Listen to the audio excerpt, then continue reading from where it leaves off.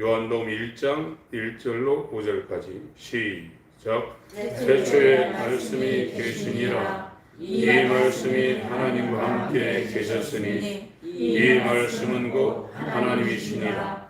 그가 태초에 하나님과 함께 계셨고 만물이 그로 말미암아 지은 바 되었으니 지은 것이 하나도 그가 없이는 된 것이 없느니라. 그 안에 생명이 있었으니 이 생명은 사람들의 빛이라. 빛이 어둠에 비치되 어둠이 깨닫지 못하더라. 아멘.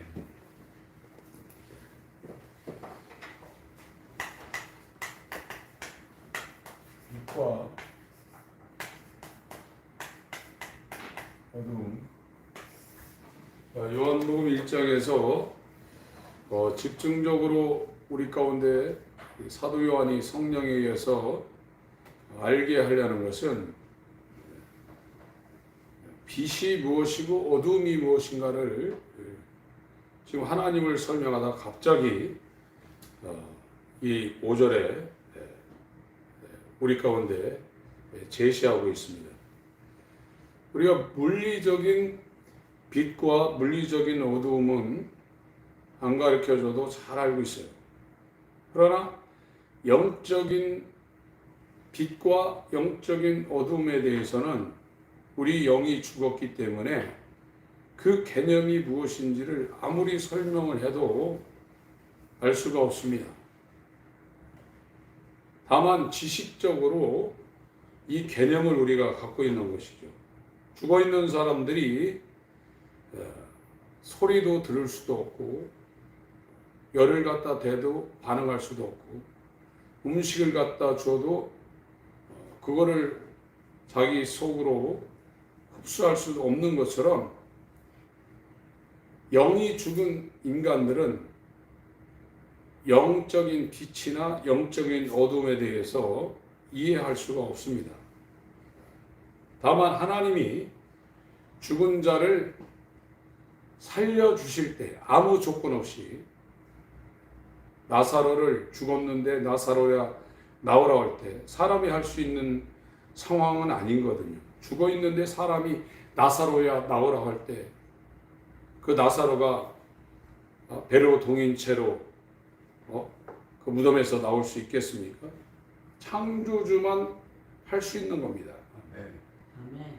그래서 우리가 하나님을 안다고 그러는데 하나님은 인간의 지혜로는 절대 알 수 없는 분입니다.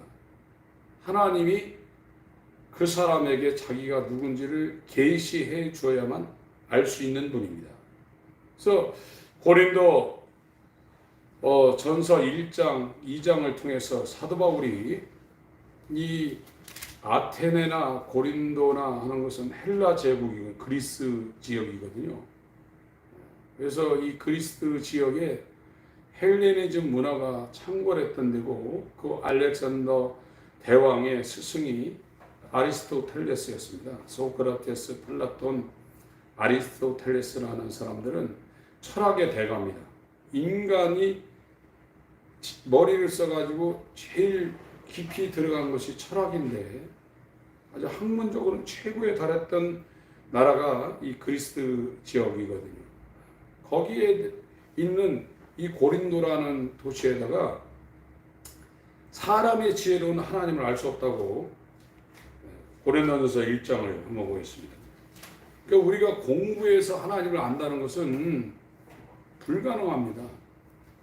성경을 많이 알고 있고 성경 공부를 이것저것 해서 성경의 구조라든지 성경의 이 흐름이라든지 맥이라든지 이런 거를 안다고 해서 하나님을 아는 게 아닙니다. 하나님이 그 사람에게 자기 자신을 나타내줘야 자기가 얼마나 어둠에 속해 있는 사람이고 하나님이 얼마나 빛 가운데 거하시는 피조물은 상상할 수도 없는 분인가를 알고 놀라는 거예요. 신기한 빛에 거하신다고 사도는 하나님을 증거하고 있거든요. 고린도전서 1장 21절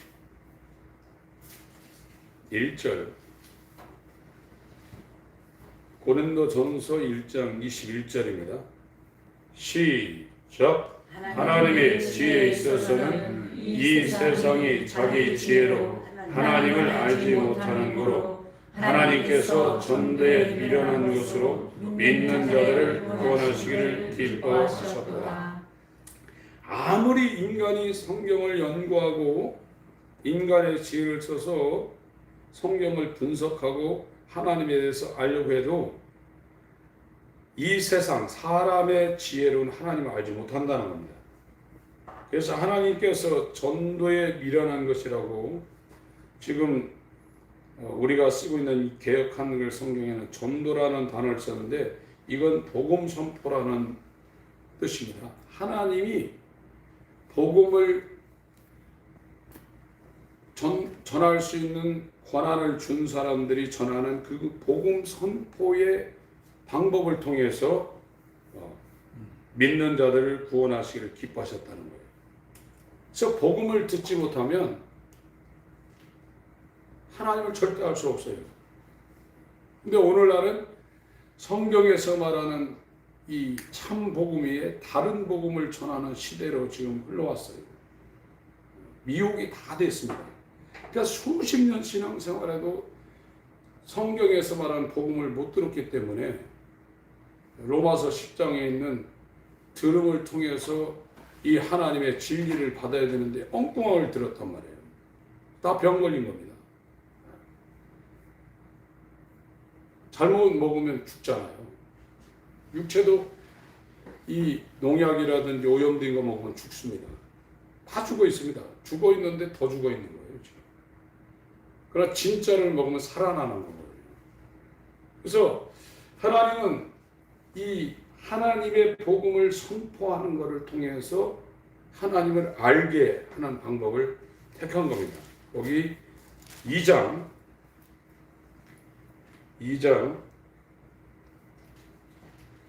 제가 좀 읽겠습니다. 그러나 6절입니다. 그러나 우리가 온전한 자들 중에서 지혜를 말하노니 이는 이 세상의 지혜가 아니요 또 이 세상에 없어질 관원의 지혜도 아니요 오직 비밀한 가운데 있는 하나님의 지혜를 말하는 것이니 곧 감추었던 것인데 하나님이 우리 영광을 위하사 만세전에 미리 정하신 것이라. 8절을 같이 읽겠습니다. 시작. 이 지혜는 이 세대의 권한이 하나도 알지 못하였나니 만일 알았다면 영광의 주를 십자가에 못 박지 아니하였으리라. 예. 이 관원이라는 건 통치자라는 것인데요. 그 요한복음 3장에 니고데모가 유대인의 관원이라고 이렇게 소개되고 있죠. 율법의 대가입니다. 성경을 외우다시피 알고 있는 이 세대의 관원도 하나도 알지 못했다는 거예요. 그래서 하나님은 하나님 자신에 의해서 계시를 하는 방법으로 하나님을 알게 하는 거예요. 쉽지 않습니다. 하나님 아는 거예요. 우리가 공부해서 기도해서 하는 게 아닙니다. 하나님이 그 사람을 찾아와서 내가 이런 존재다라는 것을 그 사람한테 계시하지 않으면 아무도 하나님을 알 수 없습니다. 하나님을 알지 못하면 영생에 못 들어간다고 요한복음 17장 3절에 말하고 있어요. 그래서 지금 이 음부라는 거, 이 어둠이라는 것은 이게 우주라는 것인데 이 우주가 음부고 흑암이죠. 흑암. 그런데 하나님이 지금 제가 설명드리려는 것은 인간이 얼마나 하나님 앞에서 존재 가치가 없는가를 지금 설명을 드리려고 합니다. 지금 우리가 살고 있는 것은 이 태양계인데요. 그래서 이 태양이 이렇게 있습니다. 여기에 이제 수금지와 목도 천해명이라는 이 태양계의 별이 9개가 있어요. 여기에 수금지, 지구가 세 번째 별인데 지구가 엄청 크죠. 한국 땅도 엄청 커서 죽을 때까지 못 가본 데가 가본 곳보다 90m나 많을 거예요. 한국에도 안 가본 데가 평생 7, 80년 살아도 안 가본 데가 훨씬 많습니다. 근데 세상은 이 지구는 지금 비행기가 있으니까 그래도 뭐 가까운 데 다니지만 안 가본 데가 훨씬 많은 거예요. 지구 굉장히 높은 거거든요. 여기에 최고 높은 데가 히말라야 산맥에 있는 산들인데 8,400m, 8,874m, 거의 9,000m 되는 이건데요. 이 지구에서 조금 빠져나가 보면 그렇게 높은 데가 공에 흙 조금 묻은 것 정도밖에 안 보입니다. 밖에서 볼 때는 큰 공에 진흙 살짝 묻은 것 정도밖에 안 되는 그렇게 보이는 것이 지구상에서 볼 때는 거의 9,000m 여기 올라가다 사람 많이 죽었거든요. 이렇게 지구도 대단한데 이 태양이라는 것은 크기가 일단 지구보다 한 110배 정도 크고 이 태양이 무게가 약 지구의 33만 배 정도 됩니다. 33만 배. 엄청 크죠, 이게. 그런데 요런 태양계와 같은 별들이 2천억 개 정도가 모여서 은하계가 하나가 됩니다. 은하계 하나. 그러니까 우리가 밤하늘에 볼 수 있는 은하수라는 게 은하계인데 이 밤하늘에 볼 수 있는 눈으로 볼 수 있는 은하계는 하나밖에 없는데 그런 은하계가 하나 만들어지려면 이 태양계와 같은 이 별들이 2천억 개가 모여서 이런 은하계가 하나가 만들어지는 상황입니다. 그런데 이 우주에는 이런 은하계, 이 태양계 2천억 개가 모여서 만들어진 이 은하계가 한 1,000억 개가 있어요. 1,000억 개. 도대체 이게 얼마나 큰지를 알 수 없는 거거든요. 그래서 전에는 여기에서 이쪽을 관통하려면 빛으로 72억 년 간다고 그러는데 지금은 400억 년을 얘기하고 있습니다. 400억 년. 이거는 인간의 뇌로는 이거 계산이 안 되는 겁니다. 근데 이 물질계를 창조하고 이것을 모든 것을 주관하시는 분이 하나님인데 그러니까 하나님이 얼마나 대단한 분이신가를 우리가 공부를 해서 안다는 것은 불가능해요. 알 수가 없는 겁니다. 이 지구라는 것이 우리의 삶의 터전이기 때문에 굉장히 중요하지만 우주에다 놓고 보면 이 지구는 배지도 않는 겁니다. 여기에 살고 있는 70억, 80억 되는 인간들은 더 보이지도 않고요. 그런데 내가 우주의 중심인 줄 알고 사는 게 오늘날 타락한 인간들의 어둠이거든요. 창세기 1장을 보겠습니다.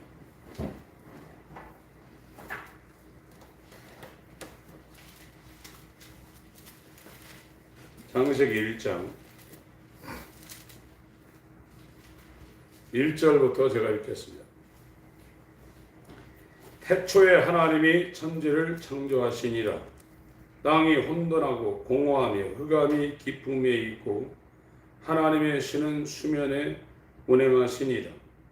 하나님이 가라사대 빛이 있으라 하심에 빛이 있었고 그 빛이 하나님이 보시기에 좋았더라. 하나님이 빛과 어둠을 나누사 빛을 낮이라 칭하시고 어두움을 밤이라 칭하시니라. 저녁이 되며 아침이 되니 이는 첫째 날이니라.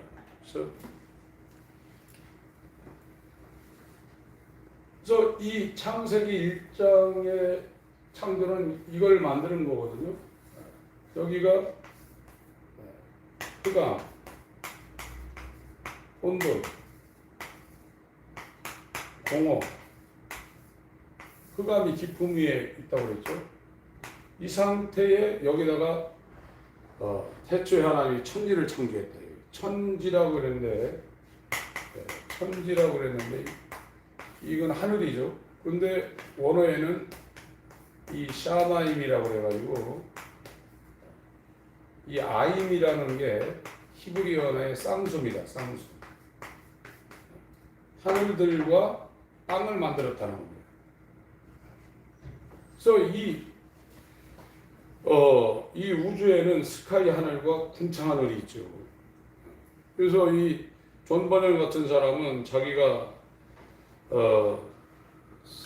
사도 바울처럼 하늘에 갔다 온 경험을 했는데 자기 영이 이 하늘을 갈 때 이 대기권을 통과하면서 이 궁창을 통과할 때 이곳에 사단의 이 권세, 사단의 사자들이 이 공정을 장악하고 있는 모습을 그의 자서전에서 쓰고 있습니다. 그걸 통과해서 이 하늘들을 통과해서 샤메라고 그러는 셋째 하늘에 올라갔다 오는 그런 자기의 그 경험을 자기 자서전에 쓰고 있어요. 그래서 천지는 하늘들과 땅을 만들었다는 거예요. 여기는 이 어두운 곳인데 하늘, 대기권 하늘과 궁창 하늘을 여기다 만드는 겁니다. 그리고 그 밑에 6절 하나님이 가라사대 물 가운데 궁창이 있어 물과 물로 나뉘게 하리라 하시고 하나님이 궁창을 만드사 궁창 아래의 물과 궁창 위의 물로 나뉘게 하심에 그대로 되니라. 하나님이 궁창을 하늘이라 칭하시니라. 저녁이 되며 아침이 되니 이는 둘째 날이다. 그래서 여기 물도 쌍수로 되어 있습니다. 이 물이라는 건 마임, 히브리어 마임인데 지금 우리나라에서 쓰고 있는 화장품 가운데 이 마임이라는 단어가 쓰여지는 것을 알고 있는데 그래서 물도 궁창 아래의 물과 궁창 위의 물 쌍수로 지금 여기다 표현하고 있어요. 그래서 이 아임이라는 건 쌍수입니다. 그러니까 안경도 하나 갖고는 이게 완성이 안 되잖아요. 그런 게 쌍수입니다. 눈도 그렇고 귀도 그렇고 손도 그렇고 발도 그렇고 가위도 그렇고 그 쌍수 표현을 하고 있습니다. 그거는 하나의 단어를 그렇게 썼다는 것을 상식적으로 알아두시고 여기가 흑암이라는 거예요. 전체가 우주 전체가 흑암이고 우주 안에 보이지도 않는 이 별, 이 지구에 살고 있는 인간들이 어둠 가운데 지금 살고 있는 겁니다. 그래서 마태복음 16장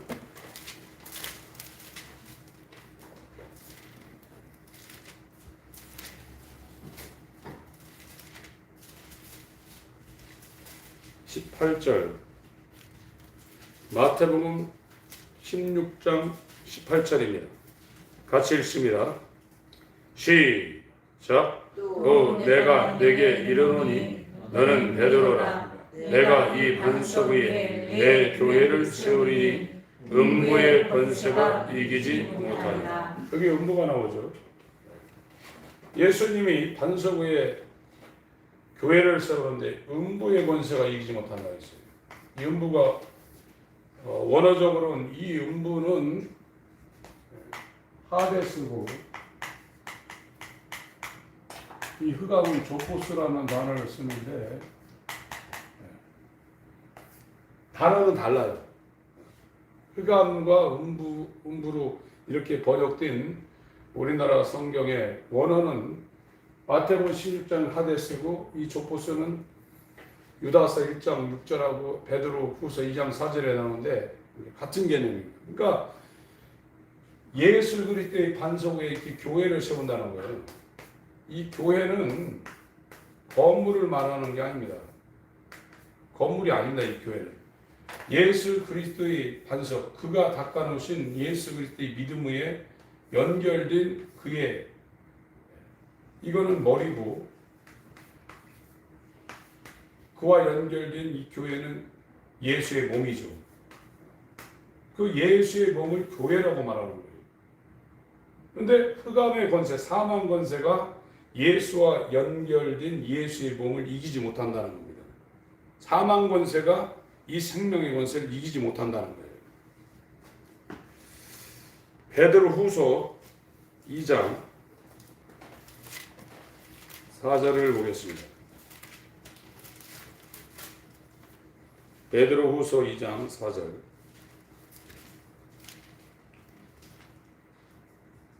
같이 읽겠습니다.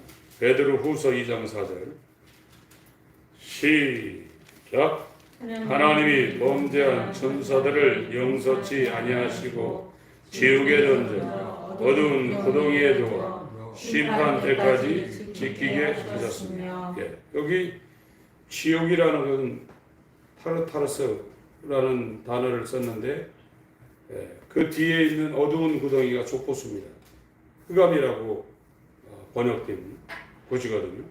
그래서 하늘에서 셋째 하늘에서 하나님의 영광 중에 거하던 존재했던 천사가 타락을 해서 이 흑암 가운데 지금 갇혀 있는 거죠. 여기에 지금 들어가지고 공중의 권세를 잡은 이 사단이 세상 임금으로 이 우주를 좀 지배하고 있는 겁니다. 유다서 1장 6절입니다. 유다서 1장 6절 같이 읽습니다. 시작. 또 자기 죄를 지키지 아니하고 자기 저수를 떠난 천사들을 큰 날의 심판까지 영원한 결박으로 흑암에 가두셨습니다. 그래서 지금 우리가 속해서 살고 있는 이 우주가 인간의 두뇌로는 계산이 안 됩니다. 하나님은 이 지구에서 일어나는 일, 사시사철, 사계절, 지금 사계절이 진행되는 게 놀랍잖아요. 때를 따라 봄, 여름, 가을이 계속 진행됩니다. 시기에 따라 정확하게 이게 돌아간단 말이에요. 이 지구가 진행되는 것도 놀라운 일인데, 이 지구가 속한 이 태양, 이게 지구보다 어마어마하게 큰데 이런 별들이 2천억 개가 모여서 눈으로 볼 수 있는 은하계 하나가 만들어지고, 이런 은하계들이 이 우주에 1,000억 개가 있다는 거예요. 이걸 전부 다 하나님이 다 관리하고 있고 원리를 따라서 이 모든 것이 돌아가도록 하나님이 다 하고 있다. 우리 머리털까지 다 세고 계신다. 이 하나님을 어떻게 공부해서 알겠냐는 말이에요. 하나님 모르는 겁니다. 아무리 성경 공부하고 신앙생활을 오래 했다고 해서 하나님을 아는 게 아닙니다. 하나님은 인간의 지혜로 알 수 있는 분이 아닙니다. 그분이 정말 어린아이 같은 어린아이라는 것은 철부지라는 얘기가 아닙니다. 이거는 정말로 겸손한 마음을 가진, 자기를 낮춘 상태의 사람을 어린아이라고, 지혜롭고 슬기 있는 자에게 숨기시고 어린아이 같은 자들에게 나타내심을 감사하나이다, 올수이다, 이렇게 된 것이 아버지의 뜻입니다. 그래서 자기를 다 비우고 하나님, 내가 주인으로 사는 이 모든 것이 어두운 가운데서 방황하고 있으며 하나님을 대적하고 있으며 진리의 길을 벗어나서 사망길로 달려가는 길입니다. 내 자아로 살고 있는 이 모든 것을 다 내려놓습니다. 하나님, 우리 안에 들어오셔서 나의 주인이 되시고 나와 함께 살아 주시옵소서. 이런 기도를 하기 시작하는 사람들이 어린아이 같은 심령으로 가는 거예요. 자기가 살아있는 이상 예수님은 그 사람한테 주인이 될 수 없어요. 주인 마음대로 하는 거잖아요. 주인은 마음대로 하는 겁니다. 그게 주인입니다. 근데 오늘날은 다 자기 마음대로 하면서 예수님을 주인이라고 부르잖아요. 그러니까 모른다는 겁니다. 그래서 빛 가운데로 들어간 사람은 자기가 얼마나 어두운 상태고 얼마나 죄인이고 자기가 생각하는 모든 것이 얼마나 사망인가를 그 빛 가운데 봤기 때문에 자기를 버리지 아니할 수가 없어요. 예수와는 가장 고상한 지식을 하여 자기에게 이득되었던 모든 것을 해로 여기고 배설물처럼 버린다고 했거든요. 사도 바울은 다메섹 도상에서 빛 가운데 예수님을 계시받기 전에는 그런 생각을 안 했어요. 빛이 와야 됩니다. 빛이 와야 자기가 어두움이라는 걸 알게 되는 거예요. 그래서 또 마태복음 11장입니다.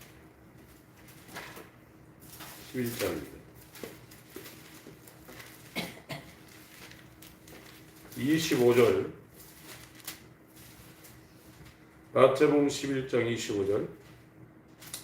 그때 예수께서 대답하여 가라사대 천지 주제이신 아버지여 이것을 지혜롭고 슬기 있는 자들에게는 숨기시고 어린 아이들에게는 나타내심을 감사하나이다. 옳소이다. 이렇게 된 것이 아버지의 뜻이니이다. 내 아버지께서 모든 것을 내게 주셨으니 아버지 위에는 아들을 아는 자가 없고 아들과 또 아들의 소원대로 계시를 받는 자 위에는 아버지를 아는 자가 없느니라. 어린아이 같은 심령 상태에만 하나님이 자기를 계시한다는 거예요. 18장을 봅니다. 18장 마태복음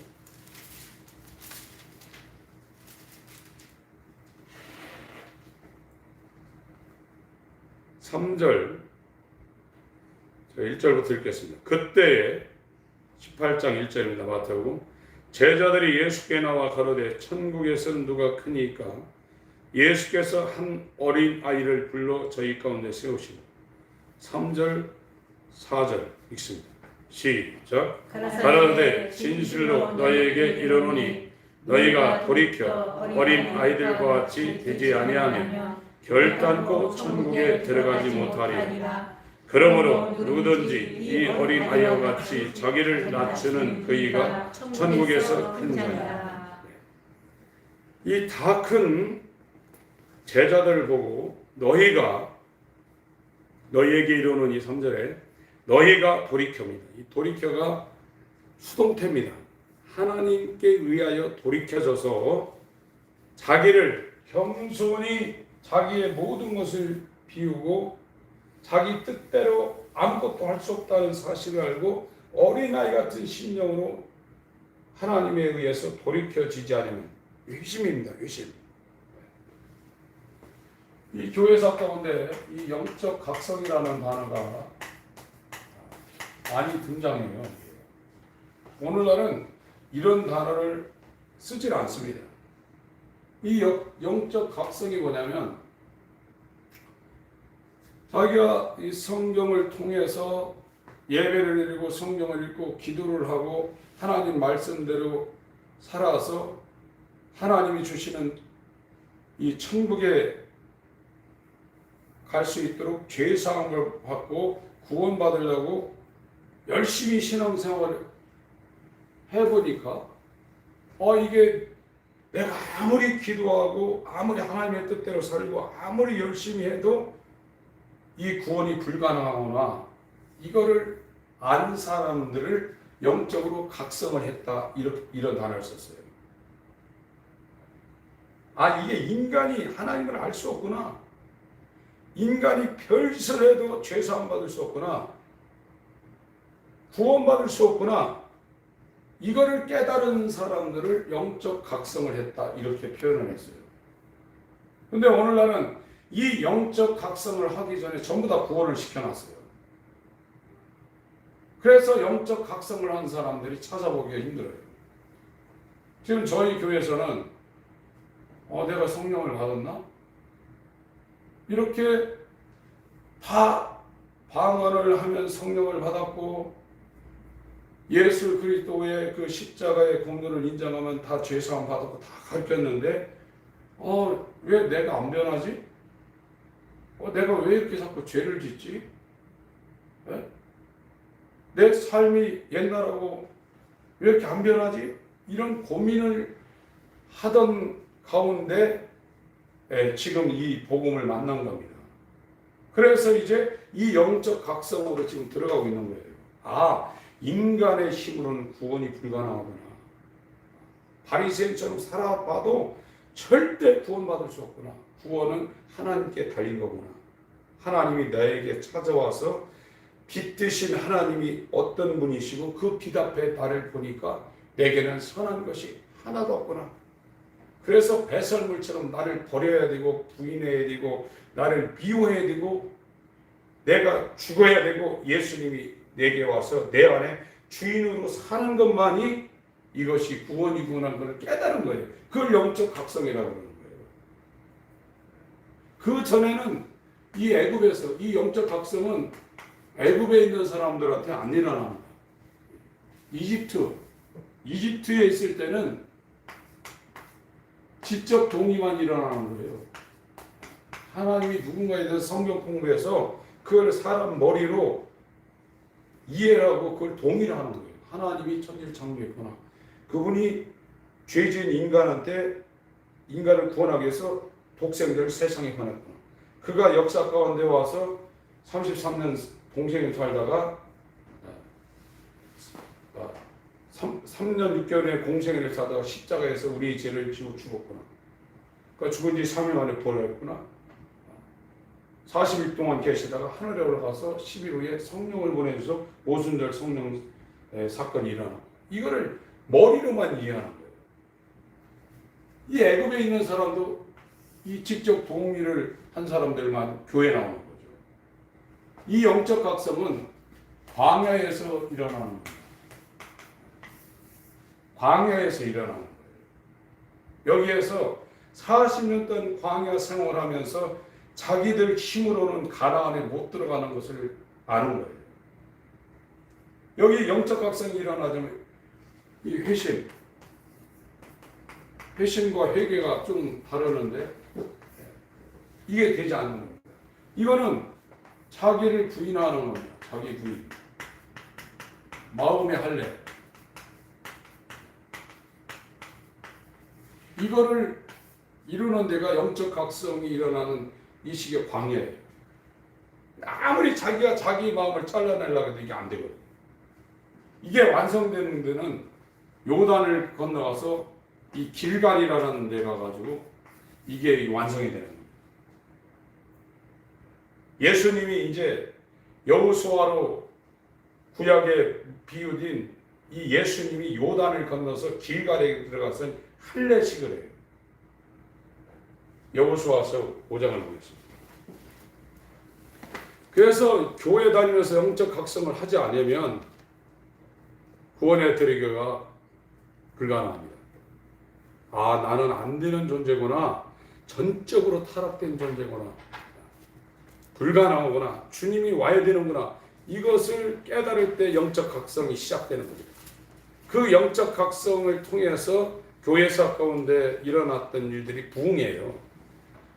사람들이 많이 교회를 몰려든다는 것이 아니라 거듭나는 상황입니다. 회심을 통한 부흥이 일어나는 거예요. 사람이 변하는 겁니다. 교회에 막 사람들이 많이 들어오는 게 부흥이 아니라 성경의 부흥은 사람이 변하는 거예요. 딱 한 번 나오는 겁니다. 하박국 성가에 한 번 나오는 거예요. 각성이 일어나지 않으면 부흥이 일어날 수가 없습니다. 지금 어디 보자 했죠? 여호수아 5장. 예. 여호수아서 5장.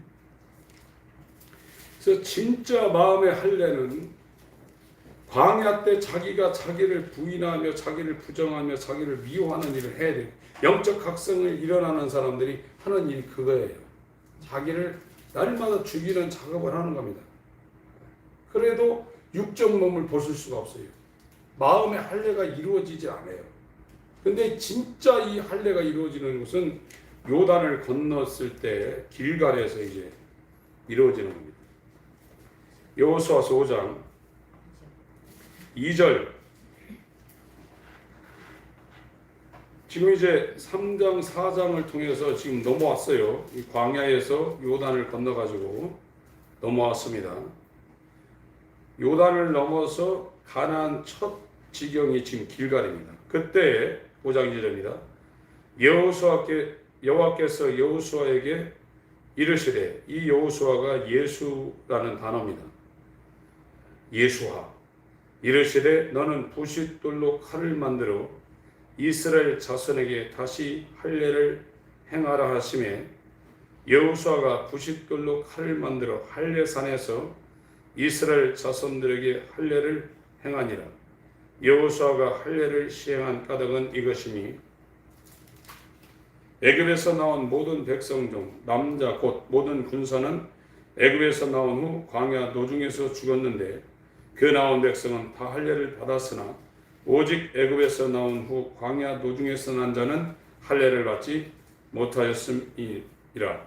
이스라엘 자손들이 여호와의 말씀을 청종치 아니하므로 여호와께서 그들에게 대하여 맹세하사 그들의 열조에게 맹세하여 우리에게 주마하신 땅 곧 젖과 꿀이 흐르는 땅을 그들로 보지 못하게 하리라 하시매, 애굽에서 나온 족속 곧 군사들이 다 멸절하기까지 40년 동안을 광야에 행하였더니, 자기 부인, 자기 부정, 자기를 미워하는 것을 모형으로, 옛사람이 죽는 것을 모형으로 지금 광야에서 보여준 겁니다. 그들이 대를 잇게 하신 이 자손에게 여호수아가 할례를 행하였으니 길에서는 그들에게 할례를 행치 못하였으므로 할례 없는 자가 되었음이었더라. 온 백성에게 할례 행하기를 필하매 백성이 진중 각 처소에 처하여 낫기를 기다릴 때에 9절 읽습니다.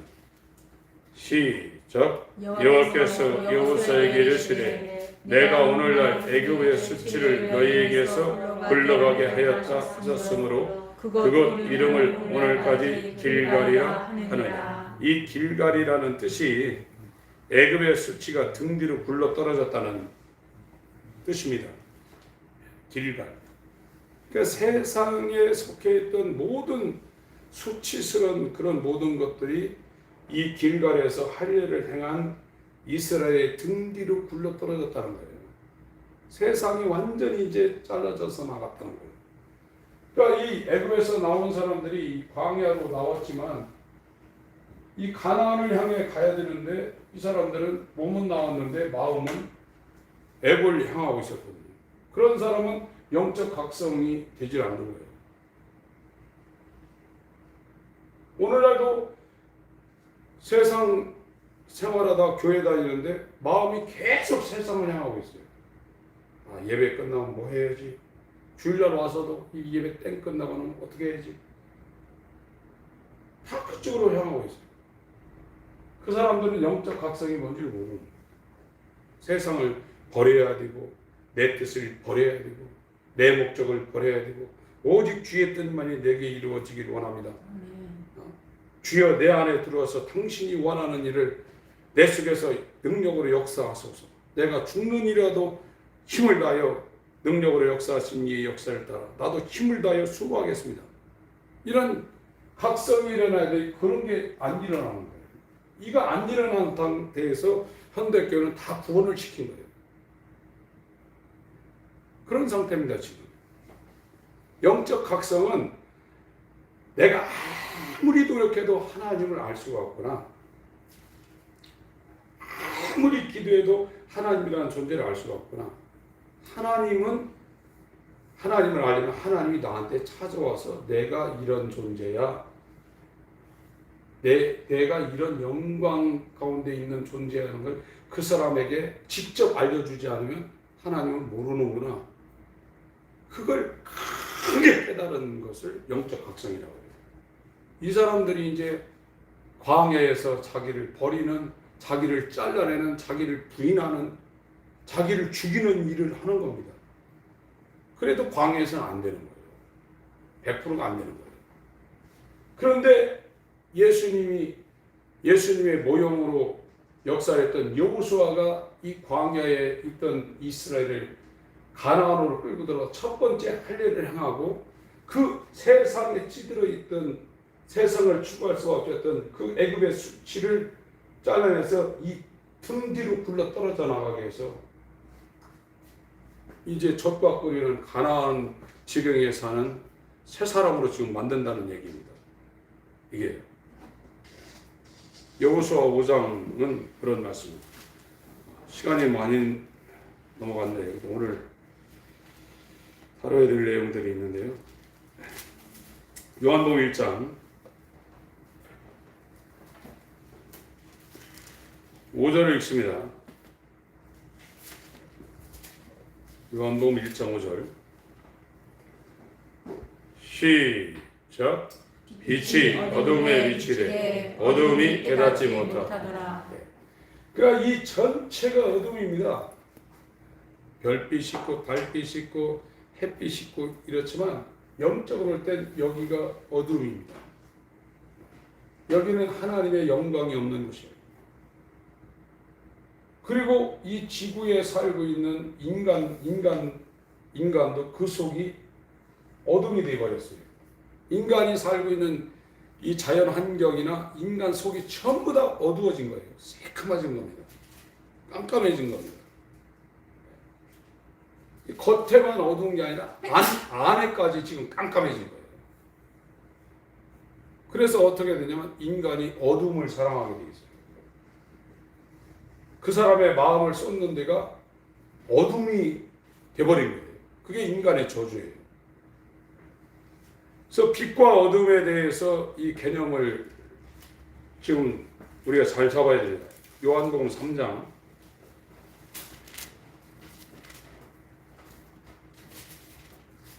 요한복음 3장 19절부터 21절까지 읽겠습니다. 요한복음 3장 19절부터 21절까지 시작. 그 정죄는 이것이 곧 세상에 왔을 때 사람들이 자기 행위가 빛보다 어둠을 더 사랑하는 것입니다. 악을 행하는 자마다 빛을 미워하여 빛으로 오지 아니하나니 이는 그 행위가 드러날까 하며 진리를 쫓는 자는 빛으로 오나니 이는 그 행위가 하나님 안에서 행한 것임을 나타내려 함이니라. 빛이라는 것은 예수님을 지금 말하고 있죠. 말씀이 하나님과 함께 계시면 이 말씀이 하나님이다. 모든 만물은 이 말씀으로 말미암아 만들어졌다고 했어요. 창조는 말씀이신 성자가 주축으로 행한 사역입니다. 아버지는 뜻을 세우시고 모든 그 뜻을 성취하신 분은 말씀이에요. 말씀이 만물을 만들었어요. 그 말씀이 생명이고, 그러니까 모든 만물을 지탱하고 그것이 움직여지고 그것이 유지되는 것은 말씀 때문에 이게 유지되는 거예요. 예수님 때문에 모든 것이 유지되고 그것이 움직여지는 겁니다. 말씀이 생명이고 그 생명이 빛입니다. 사람들의 빛. 그런데 어둠이 된 인간은 우리가 살고 있는 세상도 어둠이지만 그 사람 속도 어둠이라고 해요. 그래서 어둠이 된 인간은 세상 풍습을 따르고 육체와 마음이 원하는 것을 하여 본질상 진노로 어둠을 사랑하게 돼 있다. 세상을 사랑하게 돼 있다. 그래서 빛이 왔는데도 빛을 미워하여 빛으로 오지 않고 어둠을 사랑해 어둠으로 간다는 거예요. 우리가 나를 사랑하고 내 생각과 내 뜻과 세상을 사랑하는 것은 어둠을 사랑하는 겁니다. 어둠에다가 자기 애정을 쏟아붓는 겁니다. 그러나 구원받아 빛 가운데로 들어간 사람은 어둠을 미워하고 자기를 미워하고 옛 자아를 미워하고 육체의 정욕을 미워하고 세상을 등지고 빛을 향해서 그 빛에다가 애정을 쏟게 돼 있어요. 그게 구원받은 사람이에요. 그러나 교회를 다녀도 구원이 안 된 사람은 어둠을 사랑하게 돼 있어요. 어둠이 뭐냐? 세상입니다. 어둠이 뭐냐? 자기 생각, 자기 뜻, 자기 욕망입니다. 그게 어둠입니다. 거기에 마음을 쏟게 돼 있다. 아무리 안 하려고 해도 안 되는 겁니다. 그 사람이 어둠이기 때문에. 이 어두움에 빛이 들어온다는 거예요. 그것이 예수가 그 사람 안으로 들어오는 겁니다. 말씀이 육신이 되어 우리 가운데 거하시며, 요한복음 1장 14절은 빛이 그 사람 안에 들어와서 그 영광을 보니 독생자의 영광이 충만하다고 했어요. 그 빛을 봐버린 거예요. 어둠이었던 사람 속에 빛이 들어와서 삶으로 말미암아 그 영광을 보니 독생자의 영광이 충만하다고 했어요. 이것이 사도 바울이 다메섹 도상에서 예수 그리스도의 얼굴에 있는 하나님을 아는 영광을 하나님이 바울의 마음 깊은 곳에 비춰져서 다른 사람은 보지 못했는데 꼬꾸라진 겁니다. 주님의 높고 위대하심을 본 거예요. 그때서 하나님을 아는 사람은 그 앞에 꼬꾸라질 수밖에 없어요. 자기 뜻대로 산다는 것은 불가능합니다. 하나님을 아는 사람이 자기 뜻대로 산다면서 하나님을 안다는 것은 그건 안 맞는 얘기입니다. 절대 그럴 수 없습니다. 두려운 하나님, 크신 하나님, 위대하신 하나님, 높고 높은 영광의 보좌에 계신 하나님, 그 하나님이 우리를 사랑하여 예수를 보내주신 것은 그걸 안다 그러면 경외, 경배, 정말로 하나님을 두렵고 떨리는 마음으로 존경하며 그의 사랑 가운데 사는 것이 신앙생활인데 그렇게 될 수 있는 게 아니거든요. 요한복음 8장 12절을 보겠습니다. 요한복음 8장 12절 시작. 예수께서 또 일러 가라사대 나는 세상의 빛이니 나를 따르는 자는 어둠에 다니지 아니하고 생명의 빛을 얻으리라. 나를 따라오려면 내가 빛인데 나를 따라오려면 어둠이 너를 부인하고 네 십자가를 지고 나를 따라라 이거예요. 너를 부인하지 않으면 너는 계속 어둠에 있을 수밖에 없다. 네 자체가 어둠이라 이거예요. 이 세상도 어둠이지만 네 안도 어둠으로 꽉 차 있다 이거예요. 선한 것이 하나도 없다 이거예요. 빛이 하나도 없다 이겁니다. 그렇기 때문에 부인하라는 겁니다. 12장 요한복음 12장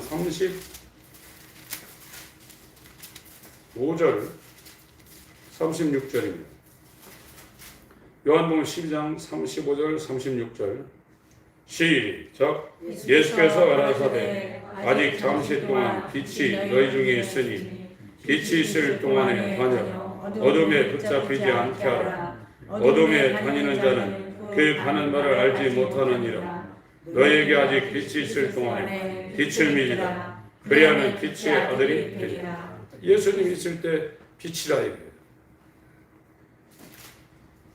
다음 시간에 또 해야 되겠네요. 에베소서 5장을 봅니다. 에베소서 5장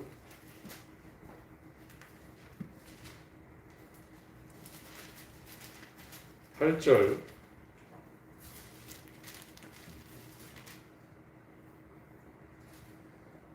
7절부터 14절까지 같이 읽겠습니다.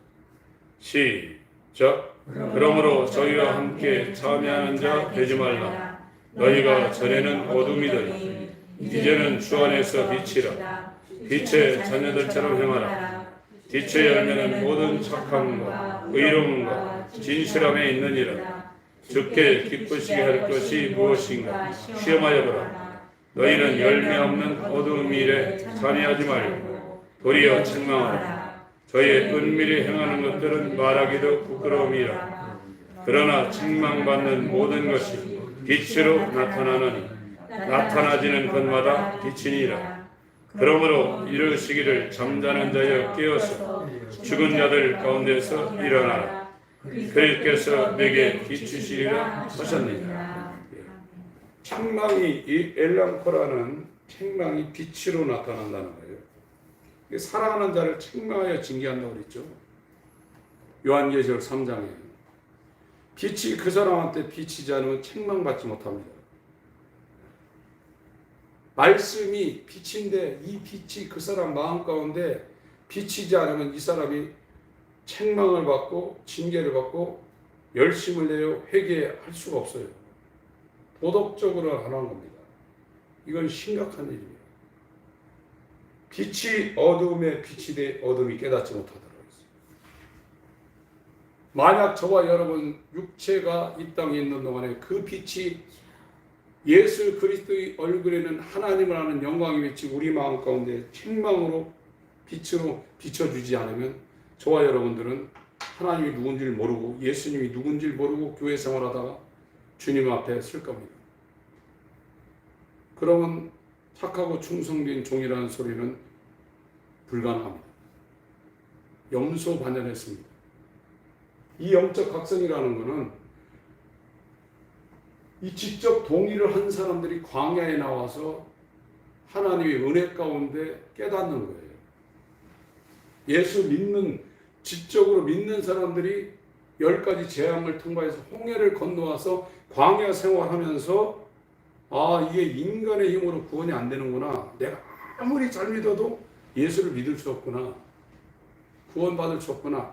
하나님의 전적인 은혜가 빛으로 우리 마음에 조명이 안 되면 나는 바리새인처럼 해도 안 되는 그걸 깨닫고 그때부터 괴로워하는 거예요.